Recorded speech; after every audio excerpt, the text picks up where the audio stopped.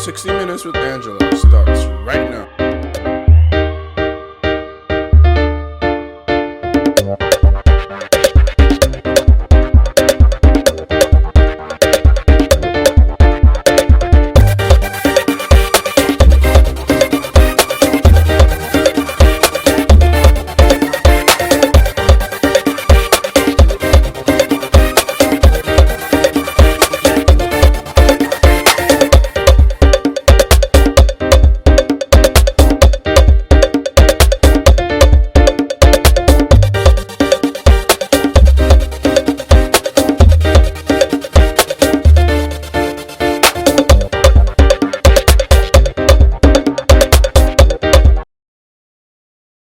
So as you watch this conversation, it will be about 175 days to the presidential election here in the Federal Republic of Nigeria.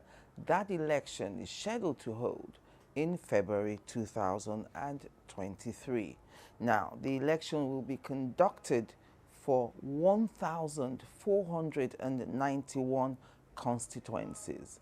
Let me break that down for you. There will be one presidential election, but there are 16 candidates representing 16 political parties. There will be 28 governorship contests, even though there are 36 states, only 28 will be electing a new governor or returning an incumbent governor. There will be elections into the 109 senatorial seats. 360 federal constituencies will also be electing their representative. And in the state's houses of assembly, there will be a contest for 993 seats. Now, listen to this. 176,846. That is the number of polling units across Nigeria. Those units cover 8,809 wards across 774 local government areas in the 36 states and Federal Capital Territory that make up the Federal Republic of Nigeria. Yet, the issues that bother most Nigerians remain the same. Insecurity, the state of the economy, the state of education, especially tertiary education. Federal universities have been shut down now since February 2022, and we are in September. There's no end in sight for that strike with federal universities. Well, to help me make sense of all these issues, on the program today, he's a former commissioner on the board of the NDDC, that's the Niger Delta Development Commission. He was representing Ondo State in Nigeria's southwest geopolitical zone, and a former special advisor to the governor of Ondo State on oil and gas. BENSON ENIKUOMEHIN, learned counsel, joins me on the program today.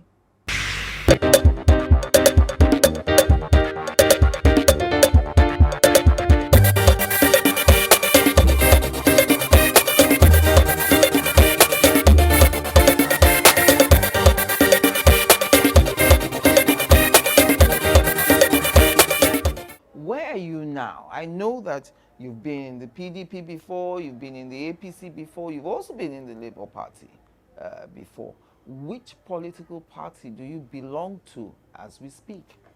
To be honest with you, my dear sister, the terrain is not too clear. And I have just been a little bit quiet. However, my sympathy goes for the PDP, and notwithstanding some of the challenges that the party is passing through now, yes, I do hope that they will resolve it. What are the challenges that you think the PDP is experiencing now? For those who are watching, the PDP already has its presidential candidate, former Vice President Atiku Abubakar. He's selected a running mate, the current governor of Delta State, Ifeanyi Okowa, a former senator as well. So those are the two candidates for your party in 2023. So what are the challenges you think the party faces? It has been the view of virtually all the political parties, Yes. that power rotates between the South and the North. When the North has taken its shot, either 4 or 8 years, Yes. it comes automatically to the South. If anything negates this, if anything was contrary to this, you will have to get a lot of explanations in order to redress it. And the more you explain, the more you get some persons offended. I have thought that when the governors in the South met, that's the southern part of Nigeria, Yes. 17 of them, and passed a resolution that, look, we want any candidate from the South to flag the flag of any of the political parties. Yes. APC, PDP, Labour, whatever it is. I think the various political parties ought to have respected this. But PDP came out with a kind of ingenious argument that what matters is winning the election. As if to say, if we pick somebody from the South, We won't win. we won't win. And they went into the contest. The former vice president emerged. Yes. There was no rigging about it. Yes. He emerged. And a good number of us did predict that that would be the situation. He emerged. But prior to his emergence, recall that the national chairmanship position was zoned to the North. And it was the understanding that if anybody came from the South, the chairmanship will remain in the North. Yes. But if the North produces the presidential candidate, then the chairmanship of the party will automatically come to the South. Yeah. And that was what Senator Ayu Yes. said. Now, Alhaji Atiku Abubakar emerged. Yes. To choose the vice president, well, it was his choice to say he wanted Governor Okowa, Yes. in preference to Governor Wike, that majority of persons were said to have recommended. I was not in any of the meetings, Yes. but I heard all this from those who participated.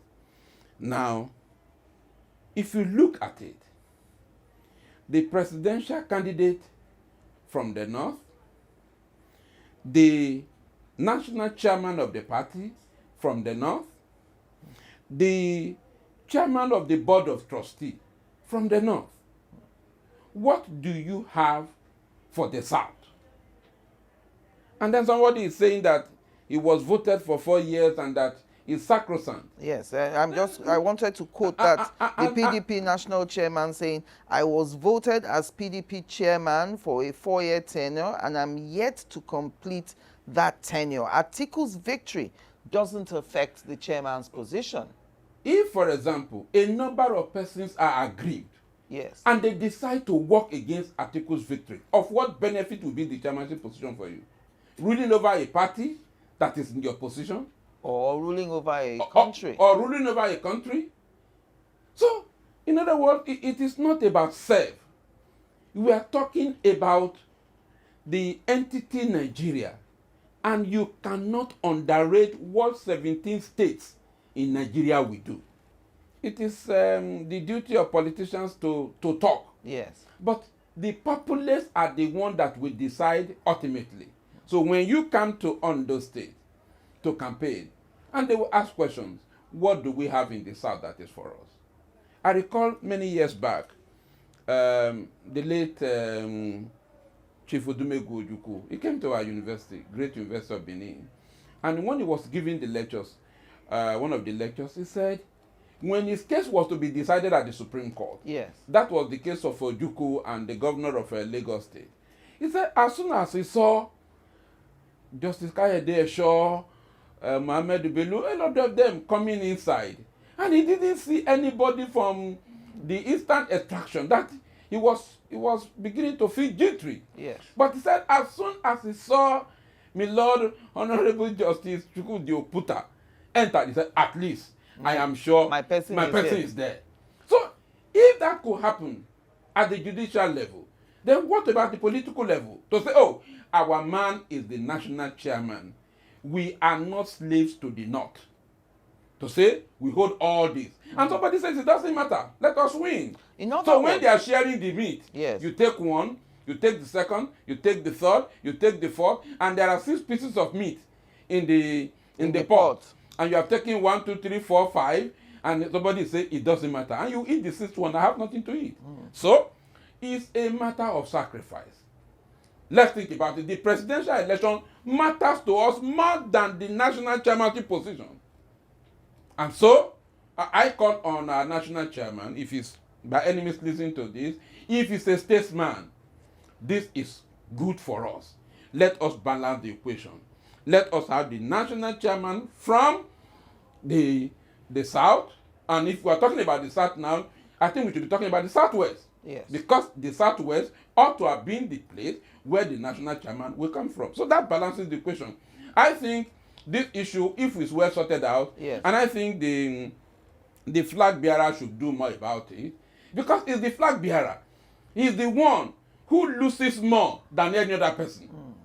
If, God forbid, with all the mess that APC has put on ground, if PDP does not win, then he's the one who bears the brunt more than any other person, as it were.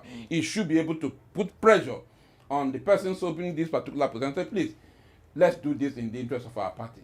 And I think that will go a long way for us. Do you think a lot of southern members of the PDP will not vote for Atiku just because Ayu doesn't resign? No, they will. But you see, if you are to run a race, and you are well prepared, and you don't have your foot soldiers, and don't have your foot soldiers, you have a challenge.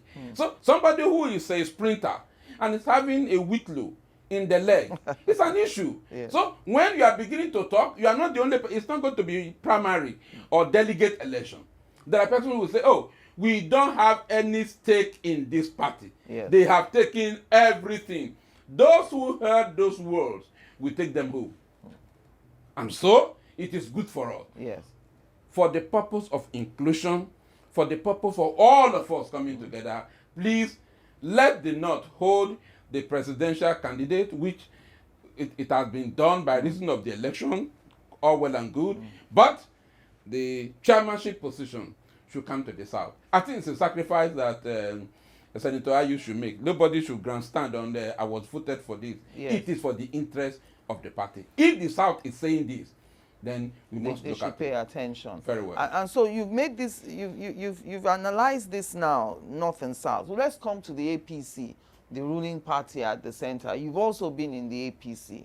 What is your analysis of their chances with that Muslim ticket? And they too are saying it doesn't matter. You see, already APC has an ambassador to carry, a heavy burden. Which is? Which is the non-performance of the government of APC for almost 8 years. Insecurity, everything is in disarray. That burden is there. It's a heavy burden. And I don't want to hear the story for somebody to say, oh no, that was Buhari's government. Buhari ran under which platform? APC. Under APC. So if Buhari does well, APC has done well. Where Buhari fails woefully, APC has failed woefully. So you have a burden to discharge to say, for these 8 years that we have performed abysmally, how do we bring up somebody on board who can undo what has been done for these 8 years? And now you now went and added another body. What is the extra and that body? body is the Muslim ticket. And when people talk, sometimes you hear people say, oh, but this happened in 1993, there was a Muslim ticket. Events have changed. 1993 to this period is 29 full years. At that time, everyone was willing to say, military, Just go. Just go. We just want you out. Now it is not so. And then you just go ahead, take this decision and feel it's immaterial. Do you know this election is going to be competitive? Very, very competitive. If you lead by 50,000 votes in a state, then you have done well. It's not going to be where somebody will be writing figures and then they say go and thumbprint as well. Yes. I'm told that the system that will be used, beavers, will capture your face. Yes. Capture everything. If it is not there, there is nothing you can do. No one can use your PVC. Nobody can use. You can't carry the thing and go into the forest, either Sambisa or Ogoni or whatever, and go and thumbprint. Whatever you might have done will be a nullity. And so it is going to be one man, one vote. Therefore, to underrate the Christian community, both in the north and in the south, and say it's immaterial. Those who come on the platform to talk, how many of persons have they gone to their churches to go and talk to say it doesn't matter? The pastor will be sacked from the church. Yes. He said, no, if it doesn't matter, why did you not put them? Will the other group accept a Christian ticket?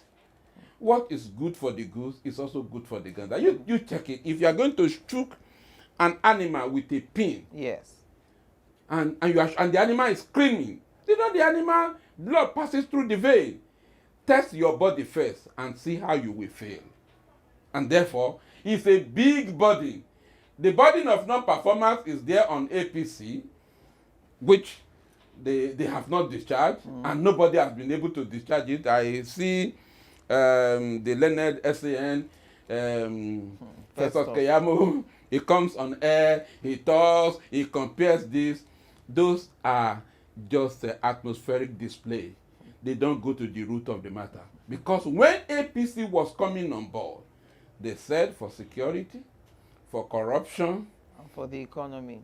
For the economy, yes, we are going to do ABCD. And in these three areas, the party did not only fail, but woefully failed and has not performed.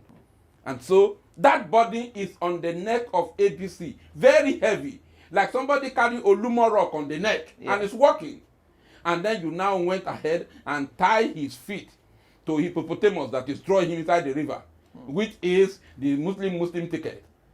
The person is as good as dead. So your analysis so far, let me get you right, is the PDP, your party, disrespecting people of the South.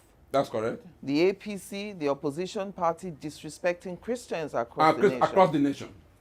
And so, for the PDP, it is doable.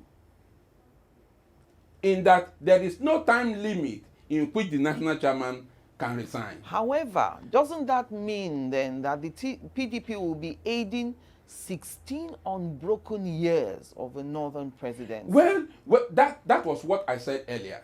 That I said, when a thing is wrong, you need to go and be profiling explanation for the purpose of making it right. So haven't taken the wrong step in choosing a northern candidate. Exactly. They cannot go further again to drill more pain into the people by saying the chairman should come from the north, the presidential candidate from the north, yes, the chairman BOT should come from the north, and then you hold the south as if to say these were slaves that we brought out from the Caribbean island. It doesn't work that way. They should look into it.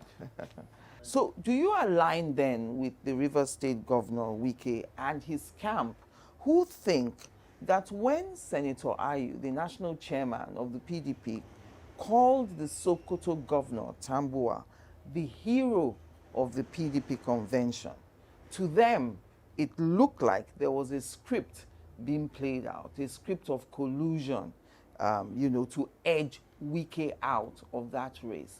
I have suggested elsewhere that perhaps to avoid acrimony after every primary, the persons who come first and second in the primary should be the candidate and the running mate. Would that have helped the PDP in this situation if Wike had become the running mate? Well, that was a costly slip of tongue, if it was. That was a costly mistake. Even when you have played the game, yes, underneath, you do not come to the public to mention that. Because that again will infuriate the other person to say, oh, I didn't know that our national chairman was never neutral in this matter. He had a candidate. He had a candidate. And that was not good enough.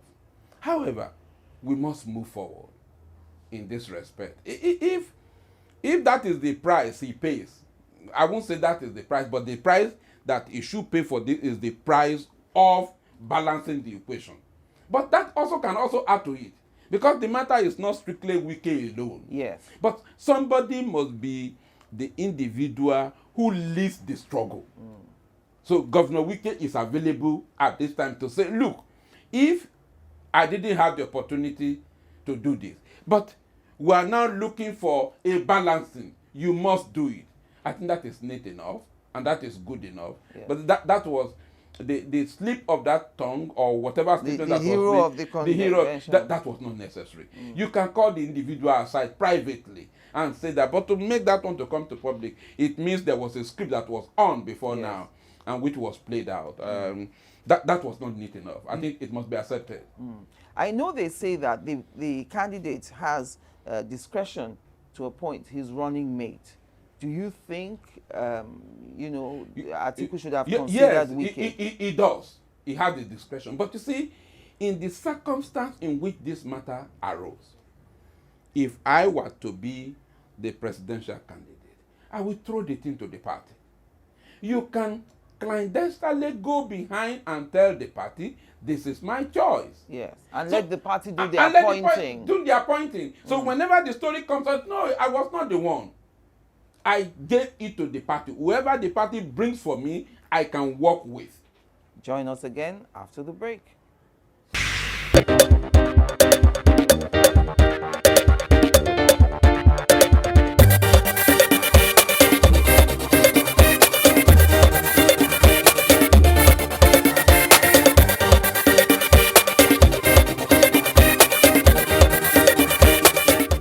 We've talked about the PDP, your party. We've talked about the APC, the ruling party. Before we go into the Labour Party, it just occurred to me that you decamped, this last decamp to the PDP, at the time of your resignation from the government of Governor Akeredolu of Ondo State. In that resignation, you were the senior special assistant on oil and gas to the governor. You didn't give any reason for that resignation. So why didn't you give a reason, and what was your reason? When you see the cracks in the house, and the cracks are becoming too obvious, and then you patch, it's not patching, you add, it's not adding, a wise man will definitely take his leave and say, let me stand outside, because if this house collapses, I don't know how to help. In one of my calls to one of his leaders, I said, please, don't say anything amiss about me, or else I've broken the vial and spill so many times. Nobody said anything, and sometimes it's good to be quiet. Yes. And I was quiet. I was in charge of oil and gas. Yes. I recall I wrote to Chevron to say they should come and meet with government and brief the government of what was happening in the operation in Ondo State. But after a while, I just discovered that virtually all the activities that were assigned to my office were being done somewhere else. We didn't have a commissioner to say it was a commissioner for oil and gas that was in charge. That was overriding you. Yes, that's overriding me. I was the most senior person in that respect. I would do a memo, and the memo will not be listened to, and it will be forwarded to somebody else to go and handle. Suggestions that I made were no longer of import, and I felt, if you are dancing a dance and the music has been taken away from you, you'll be a mad person to remain dancing. So in order not to mess up myself, yes, and I said it was time to leave. And that was the reason why I didn't give any reason whatsoever. I only said I write to resign as a senior special assistant to the governor on oil and gas. Grateful for the opportunity to serve. And that was good enough. And I left. And they too just accepted And it they, in a simple way. and they wished me well. And that was okay. So everybody was quiet. Yes. So just allow the sleeping dog to lie. So I will be quiet as well. Well, that brings me to the matter of the Labour Party. For the first time in a long while, we're seeing three major contenders for this presidential seat. The emergence of the Labour Party as a major threat now to the fortunes of the other two parties. The interesting thing is, with the candidate of the Labour Party, we can't tell. As of today, first week of September, everyone is saying that the election is too close to call. There is no clear direction on who will win. And I'm not basing my assessment just alone on social media, because you and I know that social media or internet penetration in Nigeria is very low and is restricted only to the cities. So for many people who live in the cities, when they see activity on the internet about one candidate or the other, they tend to think that that is the story all over the country. So as far as you are concerned, what kind of a threat do you think the Labour Party presents, especially in the light of you saying that the APC has no moral ground to stand on to even campaign to retain the presidency in 2023? In all honesty, if there's any political party to be afraid of, it is the Labour Party. The truth of the matter is, let nobody underrate Peter Obi. Nobody should underrate. If you do, it is to your own detriment. Because the way the movement is going is just beyond political party. It's like a movement. Yes. Take, for example, the Akeredolu of this world. They have come to say, what is good for the North is also good for the South. There's somebody from the South. Let's give him a support. Oh, you may say, oh no, Akeredolu does not have followership. There are people who want to listen to Pa Adebanjo and say, what did he say? And if these ones are saying, look, let's look the way of Peter Obi. Peter Obi is a man to watch. Let nobody come to say, no, don't worry, it's immaterial. In a contest, in a battle, never underrate your opponent. Because one blow that comes and it gives you at the uppercut may lead to your downfall. And so the younger ones, as it were, who registered, are saying, we want a younger generation. And in any event, it's not bad. Peter Obi is somebody to watch. You can't lay on him issues of corruption. You can't lay it on him. Forget all the story anybody may be saying. He walks the streets of Nigeria free with no charges from EFCC or nothing whatsoever, like the former governor of Cross River State. Yes, Donald Duke. These are governors that when they finish their term, they had no issues. And so, if you bring one story or the other, those are just stories to bring in order to besmear him. But the younger ones, they know more than we do. So, I think, in all honesty, that if they put their house in order, if the Labour Party puts its house in order, and they do more with the people, it will be a big fight. A big fight. To vote for APC,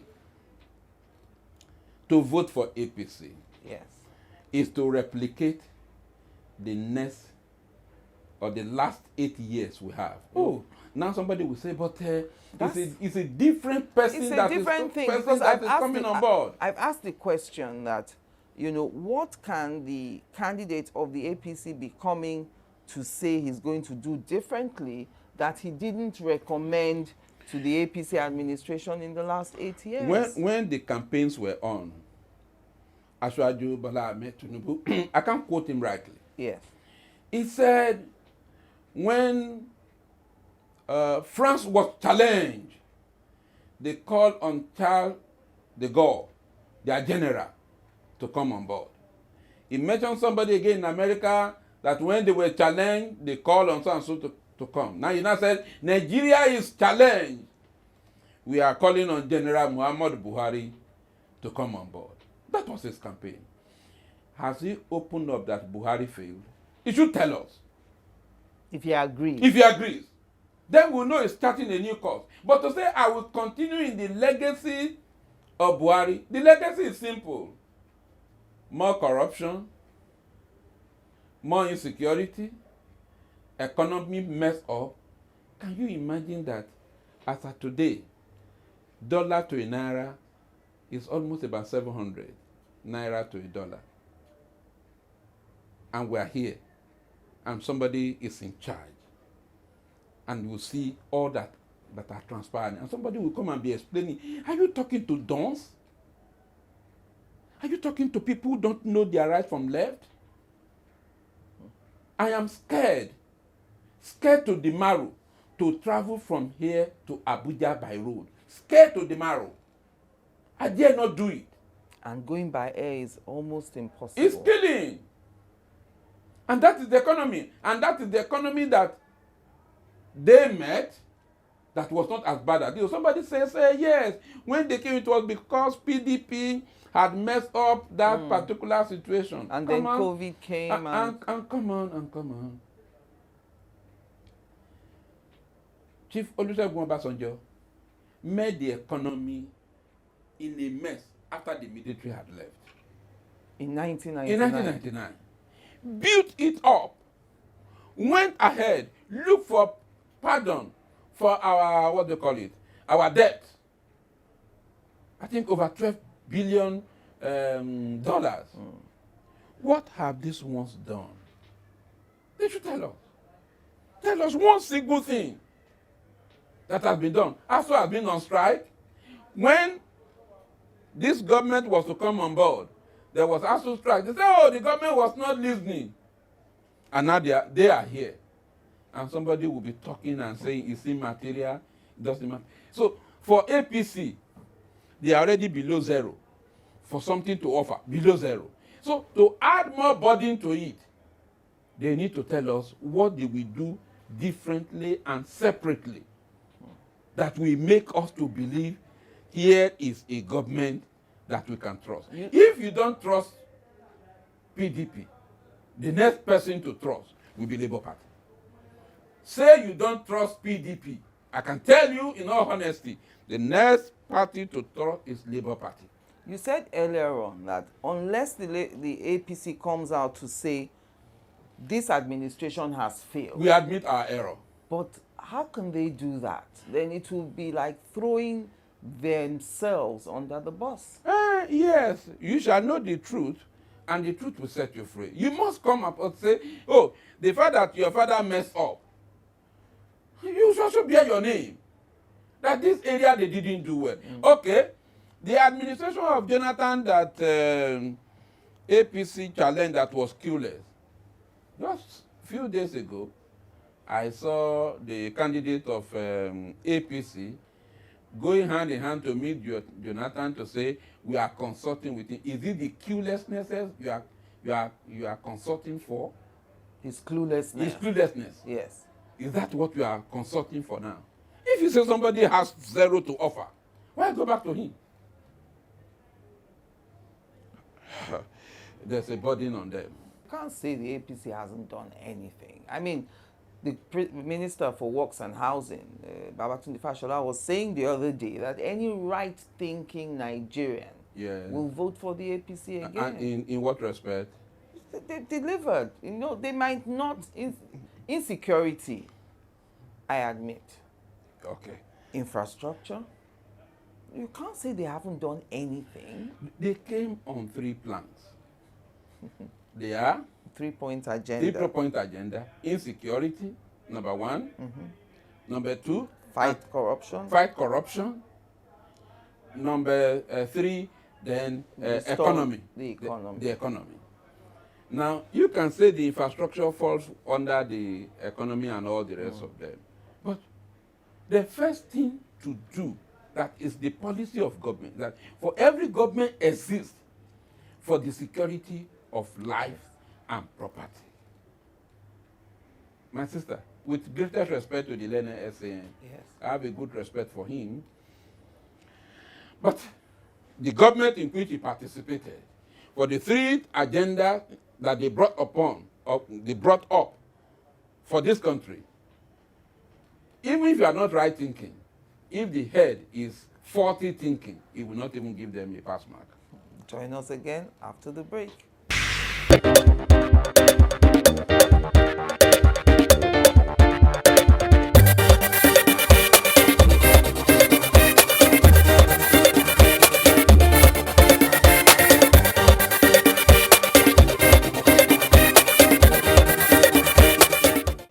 So welcome back. Now let's talk about some other issues. It's still around this election, but controversial issues.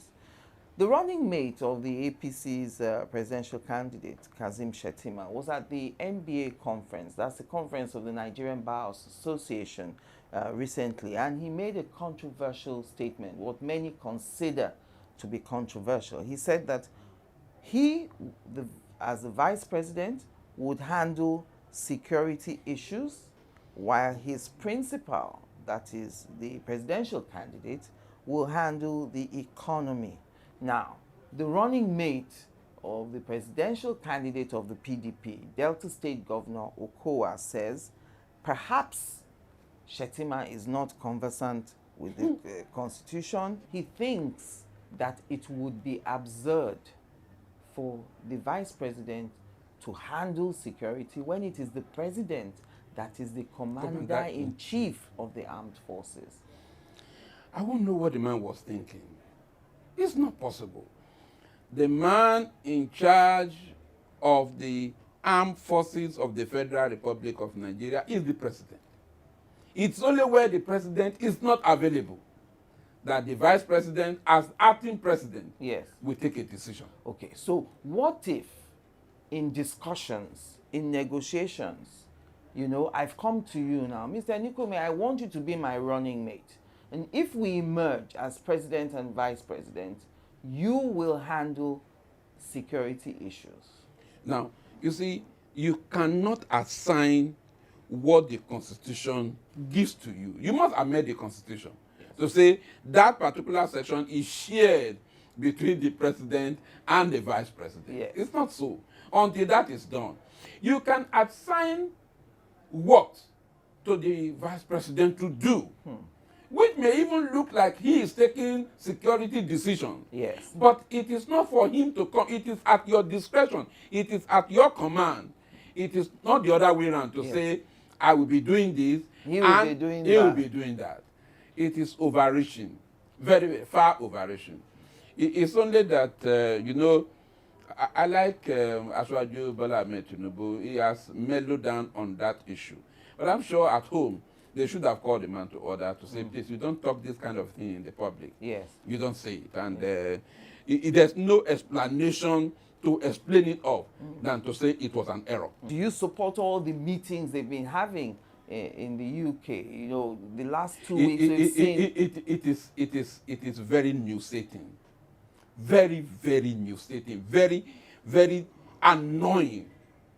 How can you take the meeting that affect Nigeria and then you go to UK? How many persons in the UK have come to hold the meeting in Nigeria? What if the excuse is that they wanted a secure environment, a secure location where no one will be listening in on their conversations? Which place in this country can they not meet and the environment will be secured? Why do you take the matter? It shows the level in which we are. You take Nigerian decision, where you are to make decision about Nigeria, to go to UK. Ask how many British people have taken decision and they have come to sit in Nigeria or America or even Ghana here. This looks like that our minds are already colonized. What's wrong with our leaders?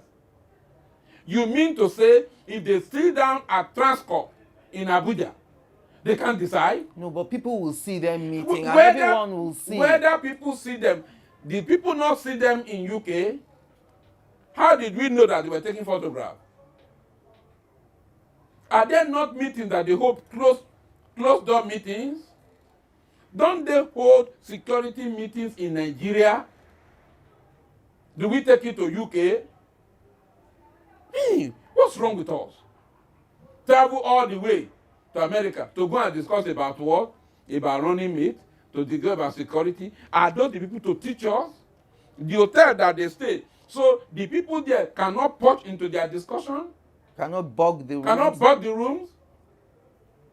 Hey, it is insulting. Go and hold the meeting in an hotel where they will take light. Then you will know how to take decision. Not go and take the decision in a place where the light is constant. Take it in the room where when NEPA takes light, you know we need to address the issue of NEPA. And it is part of the thing we should discuss about. Yes. I know you are in the PDP, you said so now, but the supporters of the presidential candidate of the APC, many of them from the Southwest, many of them of Yoruba extinction say that the attempt by Asiwaju to become president is what they're calling a Southwest agenda. So I want to put that thought to you. You are a Yoruba man from Ondo State.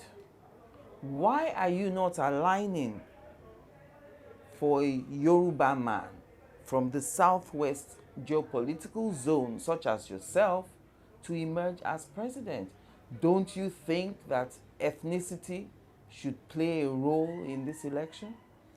And that is the bane of our governance in Nigeria. It is our turn. It is my turn. And we have turned Nigeria into a sharing formula angle where it goes to the Yoruba, it goes to the Hausa, it goes to the Igbo. You see, if we say Yoruba man or Yoruba people, we should be having it, and we are the only people in the country, it's not a bad idea. But are we the only people? Don't we talk about equity, justice, and fairness? I'm not an Igbo person. My father, my mother, grandfather, grandmother, great-grandmother, none of them is related in that respect. Yes. But what is fair is fair. I don't have issues with Asiwaju Bola Ahmed Tinubu. I wish him well.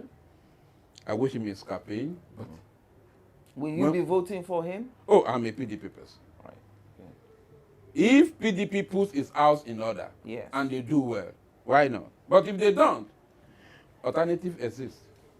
And I say that one without equivocation. Obi? Will be your option. Of course, yes. What do you mean by PDP putting its house in order? Are you saying that if IU does not resign as the national chairman, then you're voting for Peter Obi? What does it cost him to do so in the interest of the nation? What does he lose? That is IU is a person. Senator Ayu, with greatest respect to him, when he leaves the office, is a person. One man. One man. Compared to, do you know how many persons believe this position I'm taking? Senator Ayu has one vote. I have one. Others have, as it were. We are saying in the interest of what is fair, what is just. Look at the lives of Chibode George, and a good number of them, they've come out in this respect. Say, oh, I'm holding on to power. Hold on to it, and we will hold on to our vote. And let's see. Because if you are doing this now, why the reign of power is not in your hand, what will you do more? A man has a lady as his girlfriend, and before they go to the altar, he has started to beat the lady black and blue. A little talk, bah. She said another thing, one kick. What of if the woman should now go and say, yes, I do? Yes. If at this junction we are talking, you have not been made the president, where the absolute power is in your hand. We are saying, give this one for us. Let us understand this. And it becomes no. And somebody is saying, I was voted for 4 years. take your vote for 4 years and let the people in the southwest or in the south take their vote for another 4 years and see how it goes. Which one is which one is preferable? Let's have the presidency. It is the most preferred. Because that was the argument. Yes. That, oh, PDP wants to win. Not chairmanship position, no. We want to win the presidential race. That was the reason why it was left open. And Alhaji Atiku won. So if that be the case, let's do everything that will support Alhaji Atiku having that position as president. Are you saying that Alhaji Atiku cannot work with somebody from the southwest as the national chairman of the party? If Ayu did not win, couldn't somebody else have won? Let him sacrifice that particular position. Let him drop it. You can't have everything in your hand. Drop this one. Let others take and then use to support the party. So if you have supported the man, yes, and he has won, and you were able to say, oh, you are the, what was the name that you are the hero of the convention. Let somebody again take that particular position. When we win the presidential election, he will now come and say, we are the heroes of the election. I can't let you go without talking about Governor Wike of Rivers State. How do you envisage the PDP managing him? He suddenly has become the beautiful bride. Everyone is visiting Wike. The NNPP's candidate, New Nigeria People's Party, Rabiu Kwankwaso, visited him. Even the Speaker of the House of Representatives, who we know is a protege of the candidate of the APC, Femi Gbaja, visited him in Port Harcourt and even commissioned projects with Wike. So everyone is wooing Wike. How will your party handle this matter? Because the APC and Asiwaju need to make inroads into the southeast and the south-south. Our constitution envisages a president that is accepted across board, not a president of a region. So in looking for those 24 states, Asiwaju can't get that without making inroads into the south-south. Well, when you underrate the work that your wife is doing at home, and the only thing that you do for her is to land her blows, then if she tries another man, you will see the beauty in that woman. I think the PDP should be careful, and we can't allow the likes of Wike to leave the party. We should encourage him. And such inflammatory words that nobody is ultimate, the party is not built on somebody, they are not necessary. You don't have electoral value. You don't have electoral value. The man that said it, did he win Jigawa State? 10 votes in this election will make a lot of difference. People should go and wash their brain clean, that they are not going to manipulate election the way it was done in the days of yore, yes, in which you just go and write the names and all that and print and load. It won't work. It won't work. Therefore, we need to appeal to him. We need to talk to him. I don't know him as a person, but I admire his guts. And so do many Nigerians. I do. I admire his guts to challenge the institution, to say, come, you can't be doing this. If you have not raised this issue, for example, everybody would have kept quiet. Okay, let's allow the North to be president, to be national chairman, to be board of trustee. Even the board of trustee chairman, Senator Jibril, came out and said, it is not fair. And therefore, Wike has not said, make me national chairman. That's not what, he didn't say so. Yes. He says, let's do this thing and do it neatly. And we do it neatly. Tomorrow, we can always rely on you. If PDP is becoming intransigent on this matter, it means there is more to it. No person can say Wike has not performed in Rivers State. Nobody. Nobody. Do you see him moving out of the PDP to the APC, perhaps? He has said he will not. Because he has a candidate as his governorship candidate, whom he supported, and he would not want to allow that one to be into Atlantic Ocean without a paddle and whatever it is. I don't think so. But he's making a point to say, don't take any of us for granted. Don't think you can hoodwink us because of this. Yes. Do the needful. And let's go back to your state now, Ondo State. Aketi, Governor Rotimi Akeredolu, senior advocate of Nigeria, is rounding up his second term. What is the prognosis for the state going forward? What is the future like? Will we see a change like we've seen in Osun State, where the PDP seems to have overtaken the APC? The PDP must consider, and if they are going to be serious with it, that they should look for responsible, reliable, dependable persons who comes from the south. The south of Ondo? Of Ondo South Senatorial District. Why? Because there's a rotation in place? Of course, yes. This last election we lost it because we featured somebody from the central. Where is Akeredolu from? Akeredolu from the north, because the north was going to complete his term. The north, as is completing his 8 years, Yes. it goes back to the south. And so, if PDP is serious and it picks somebody from the south, responsible and reliable and dependable, yes, that may be a battle for us. But again, we must also know that for over a period of time, we have remained the underdog for this period of time that Akeredolu has been. Mimiko was there, then Akeredolu came on board. PDP had been out of power for this period of time. Yes. And you know human beings, they only stay where the sun shines. Yes. And therefore... Where they're getting meals to eat. Exactly. Therefore, we need to work hard. The marginalization of the people of Ilaje area, now that's the area of Ondo State that produces the oil. That's correct. You know, there's always been talk about how they haven't actually been able to taste power, executive power in the state. Will that be a factor going forward? It should be taken towards Ilaje. That is the truth. Here are a people who, through the providence of what they have made Ondo State what it is today. Yes. By reason of the oil production.